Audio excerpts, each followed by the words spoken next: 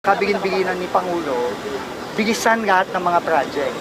And itong project na to, itong segment na to, mula Solis hanggang Blooming Fruit, kahit na mahigit 1 kilometro lang to, 2 taon tong hindi gumalaw. Na-award yung kontrata dun sa Indonesian Consortium nung 2023 pa. Ngayon lang to nagsimulang gumalaw, no? Under the leadership of Yorme. At gusto ko lang talagang ulitin yung pasasalamat ng buong national government, lalo na ng Pangulo natin kay Yorme at sa buong team niya. Kasi yung first day pa lang na nag-assume siya, nag-apply tayo ng letter of no objection para simulan na ang trabaho dito sa Antipolo Street, which is a critical part of the project. The next day, in one day, nakuha na natin kagad yung loan natin from Yorme. Immediately, no?